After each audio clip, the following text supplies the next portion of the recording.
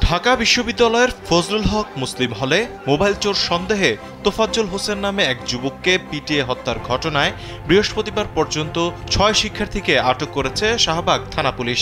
আটক এই ৬ জনের মধ্যে ৩ জনই ছাত্রলীগের সাবেক নেতা ও ২ জন সক্রিয় কর্মী ছিলেন বলে জানা গেছে।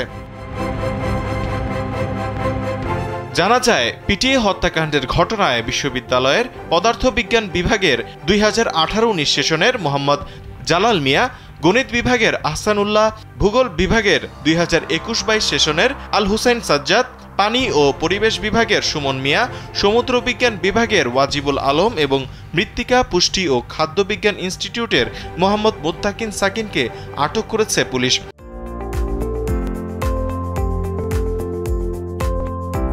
তারা শুক্রবার আদালতে ফৌজদারি কার্যবিধির ১৬৪ ধারায় স্বীকারোক্তিমূলক জবানবন্দি দিয়েছেন। আটকদের মধ্যে জালাল মিয়া ফজলুল হক শাখা ছাত্রলীগের বিজ্ঞান ও প্রযুক্তি বিষয়ক উপসম্পাদক ছিলেন। এ সময় তিনি ছাত্রলীগের সাধারণ সম্পাদক শেখ ওয়ালি আসিফ ইনানের রাজনীতি করতেন। পরবর্তীতে কোটা সংস্কার আন্দোলন চলাকালে তিনি ছাত্রলীগ থেকে পদত্যাগ করে বৈষম্যবিরোধী ছাত্র আন্দোলনের কর্মসূচিতে বেশ সক্রিয় ছিলেন।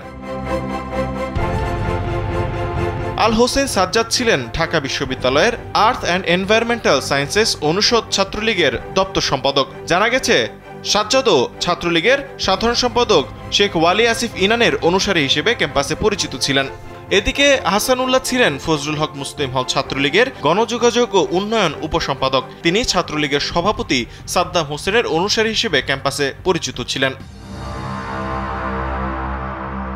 নাম প্রকাশে অনিচ্ছুক ফজলুল হক হলের শিক্ষার্থীরা কালবেলাকে বলেন, সুমন মিয়া ও ওয়াজিবুল আলম ঢাকা বিশ্ববিদ্যালয় ছাত্রলীগের সাধারণ সম্পাদক তানভীর হাসান সৈকতের একান্ত অনুগত ও সক্রিয় কর্মী হিসেবে হলে কাজ করেছেন। ৫ আগস্টের আগে তারা উভয়ই ব্যাচমেট ও জুনিয়রদের উপর রাজনৈতিক প্রভাব খাটানোর চেষ্টা করতেন বলে শিক্ষার্থীরা দাবি তুলেছেন।